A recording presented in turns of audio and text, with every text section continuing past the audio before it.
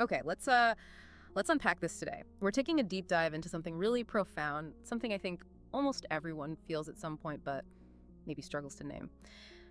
This paradox of unseen loneliness. And I don't just mean being alone. This is that quiet, sort of persistent ache of feeling disconnected, even when you're literally surrounded by people who, might even love you. Yes, it's a very specific internal feeling. Yeah. Like standing behind glass almost. Right. You see everything happening, the connection, the laughter. You might even be texting back and forth, going to parties. Right. Doing all the things. Doing all the things, exactly.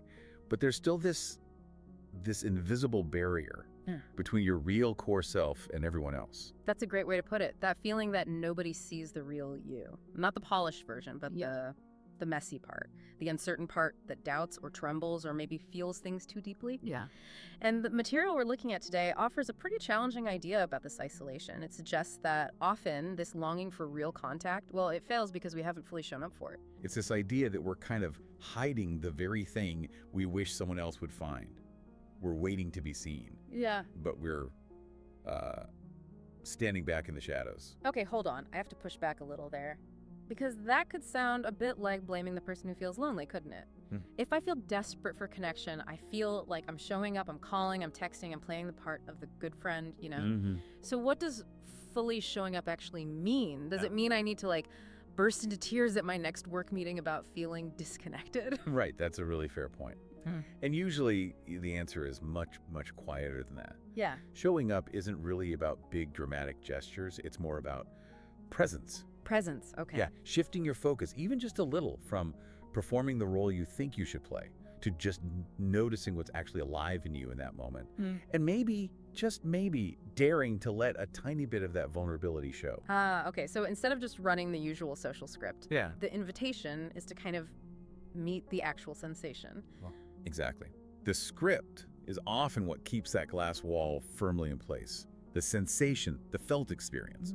That's where reality is. That's where real contact can actually happen. So the invitation is to pause the story for a second, the story about why you're lonely or whose fault it is, and just shift focus to the immediate feeling. Let's ground that. When you say the felt experience, where does loneliness tend to show up in the body? Why start there instead of just, thinking it through? Well, the body. Yeah. It's kind of the most honest part of us, isn't it? Our minds are brilliant storytellers. They create narratives to protect us, to make sense of things. But the body holds the raw sensation before the mind labels it or explains it away. Okay. So loneliness might show up as, say, a physical weight in the chest, or a kind of hollowness maybe behind the ribs, or that really common tightness in the throat, which is often just the pressure of words that haven't been spoken. So if I actually sit with it, I might notice that physical feeling before my brain jumps in with all the usual stuff like check your phone, or you shouldn't feel this way, or what's wrong with you? Exactly. That jump is the avoidance. That's the mechanism right there, keeping us stuck. Yeah, it keeps us isolated. Precisely. Yeah. And if you can just stay with that physical feeling, even for, say, 10 seconds, you'll likely feel that subtle pull, the urge to distract or judge it or analyze it. That's the old pattern kicking in. Right. But if we can just notice that pull, maybe not follow it immediately, we get closer to the real longing underneath, which is pretty universal, I think. It's something like, I just want to be seen, truly seen. I want to be met. I want to matter. Just for being me, not for what I do. And the reason we often don't ask for that directly, why we settle for performing, it comes down to fear, doesn't it? We learned somewhere that being truly seen with all the messy bits is, well, dangerous. It risks judgment or maybe rejection. It's definitely fear, but it's also, I think it's important to see it as a kind of intelligence too, survival skill. Somewhere back there, maybe in childhood, we likely learned that the uncertain, trembling, needy self wasn't welcome. Maybe it was disruptive. Yeah, you get rewarded for being the easy kid, the happy one. No. Exactly. You get reinforced for being cheerful or quiet or successful. So naturally we adapted. We learned to shrink a bit, to mute our own voice, soften the edges, to always say, I'm fine, even when we're falling apart inside. And we end up building this life that looks connected. The resume looks good, the social media feed is curated, the calendar might be full. But internally, there's this profound disconnect. We share the highlight reel, but we bury the wounds, the vulnerability. And that burying takes energy, constant energy to suppress what's real instead of using that energy to actually engage with the world. Mm. And this leads us right into this idea of the interruption cycle. It helps explain how we actually create this isolation moment by moment. Okay, so this is where we get into that Gestalt framework of contact. Can you sort of walk us through the natural, healthy flow, how it's supposed to work? Sure. Think of it as a natural organic cycle. It starts with a sensation, maybe hunger, maybe sadness, maybe just curiosity. That sensation clarifies into a I need food or comfort or I need to understand something. Yeah. This need then mobilizes energy. You feel an urge to act, to move towards something. You use that energy to make contact with food with another person with information. This contact, ideally, leads to satisfaction, a feeling of resolution, and then comes integration, taking it in, and finally, rest. The cycle completes. That sounds, yeah, simple and complete. So where does it typically break down for someone feeling this hidden loneliness? It often breaks right after the need emerges, during that energy phase. You feel the need, say, for comfort or closeness, Sure. but instead of letting the energy rise and express itself, maybe as a sigh or a frown or reaching out a hand, you interrupt it. You choke it back down. So the energy, it just gets stuck, like putting your foot on the gas and the brake at the same time. Exactly like that. And that trapped energy, it has to go somewhere, right? It doesn't just vanish. It manifests physically. Chronic tension in the shoulders or neck, shallow breathing, maybe that constant low-grade anxiety. Or people-pleasing, is that related? Yeah, absolutely. People-pleasing can be a way of trying to manage the environment to avoid triggering those vulnerable needs in the first place. Yeah. You're basically spending all this energy internally managing the suppression rather than using it for genuine external connection. That's why you can feel so alone, even in a room full of people. Can you give us a couple of concrete examples? What does that interruption look like in, say, a conversation? Okay, sure. Imagine someone asks you something meaningful, something that touches a nerve. And for just a fraction of a second, you feel an impulse to share something real, a doubt you have, a fear, maybe a sadness. Yeah. The interruption pattern kicks in immediately. You might quickly pivot to a lighter topic, or, very commonly, you turn the focus back onto them. Oh, I'm okay, but how are you doing with that big project? You deflect.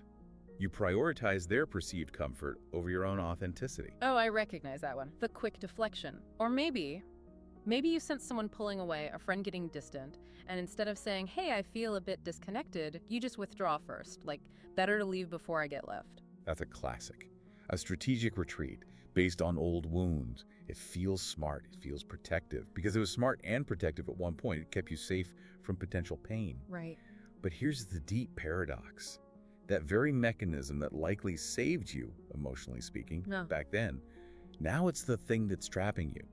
The walls you built to keep out the hurt are now keeping out the possibility of a real, fulfilling contact. That's the core of it, isn't it? How do you start to trust the present moment enough to lower those walls, even a tiny bit, when your whole history, your nervous system, screams that vulnerability is dangerous? Why trust this idea over an instinct that's kept me safe for years? It's a huge question. And the answer isn't about suddenly tearing down all the walls that would likely feel overwhelming, chaotic even. It starts much smaller. It starts with just noticing the wall. Acknowledging, there's that pattern again. My protector part is active right now. Just awareness. Just awareness initially. That awareness creates a tiny bit of space. Maybe you don't speak the whole truth, not yet. But perhaps you allow yourself to take one slightly deeper breath instead of holding it. Or you let the slight tremble in your voice exist for a second instead of forcing it smooth. It's about tiny, incremental shifts towards presence. That feels more doable. A small opening. And this connects to that other big concept, right? The inner mirror.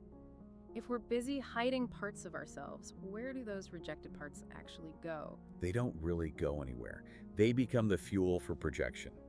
We start unconsciously looking for things on the outside that mirror what we're refusing to see or accept on the inside. Can you give an example of that? Sure. Let's say deep down you carry this fear that you're fundamentally, inadequate or unlovable.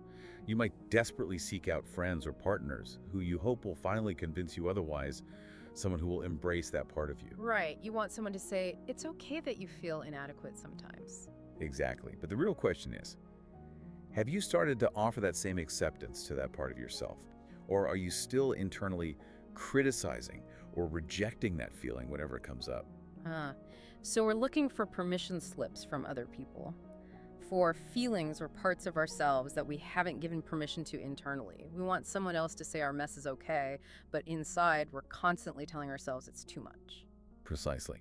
And the outer world tends to, well, it tends to reflect our internal state. It's not mystical, it's relational dynamics. If you're broadcasting, even unconsciously, don't look too close, I'm hiding something messy, you're likely to attract relationships that operate on that same superficial level, or you might push away people who could potentially handle your depth because you're scared they'll see what you fear is unacceptable. And while all this complex mental and emotional stuff is happening, the hiding, the projecting the body is just keeping score, holding the physical truth of it all. The body keeps the score, absolutely.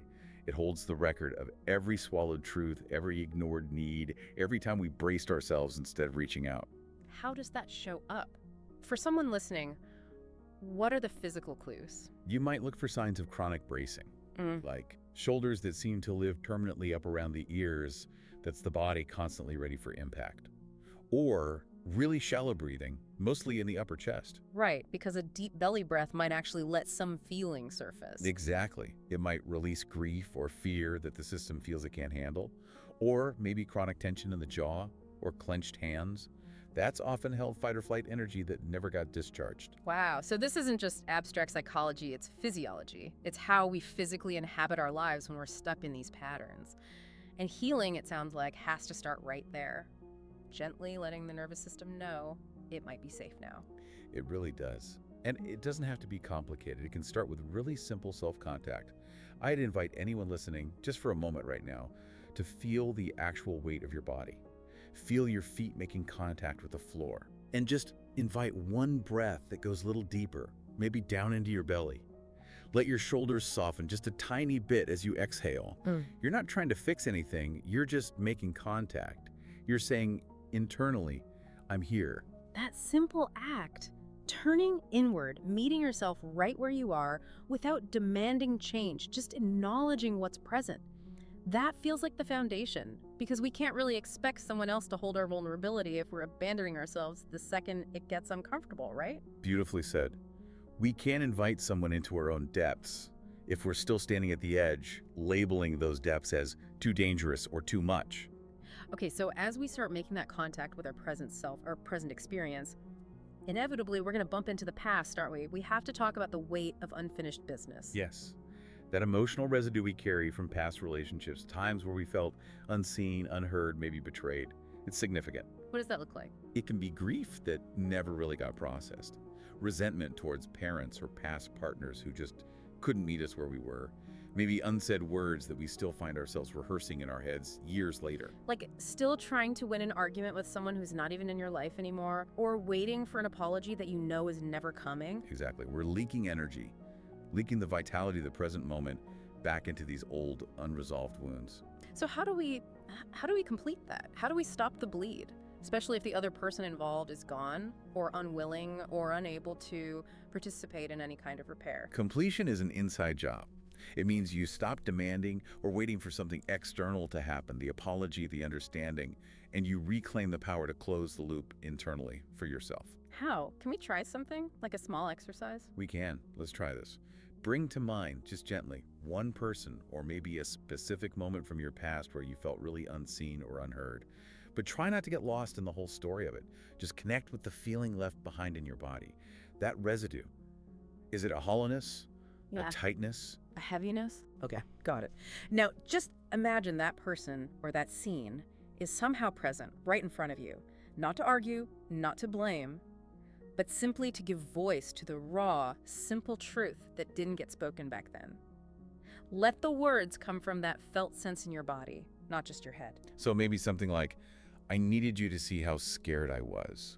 Or, I'm angry, and I'm finally letting myself feel that anger. Yes, or even, I release the need for you to understand. I'm closing this chapter for me.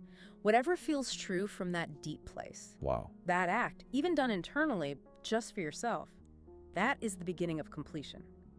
You stop waiting for them to give you closure, and you claim the agency to create it within yourself. That shift brings an incredible sense of freedom. And that freedom, that changes things, doesn't it? It changes how we show up in the world now. When you stop needing external validation quite so desperately and start consistently, tenderly meeting yourself, you stop sending out that unconscious signal of please don't look too close. Exactly. You start radiating something different. More like, I'm here, all of me is here, and welcome. And that presence, it attracts different people, doesn't it? It tends to, yes. It naturally draws in others who are also doing their own work, people who have the capacity for depth and authenticity. It repels the superficial because you're no longer playing that game. Real connection, the kind that nourishes. It's ultimately about mutual courage, isn't it? About shared vulnerability. So the takeaway isn't really about finding the magical right friends who will finally see you. It's about becoming the friend to yourself who consistently sees and supports your own truth, even the messy parts. That's the heart of it.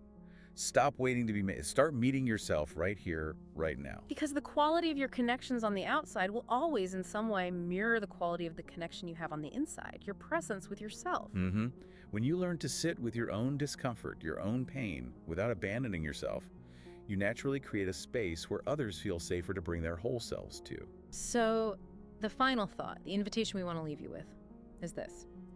The next time that familiar ache of loneliness visits, just pause.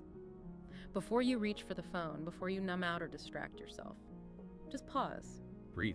Yeah, maybe place a hand on your heart or wherever you feel that ache. And just whisper, even silently to yourself, I'm here, I see you. You don't have to hide right now. Why is that moment, that simple act of self-contact, the real starting point for everything else? Because maybe that loneliness isn't a flaw to be fixed. Maybe it's actually a compass, pointing you back home, back to your own presence.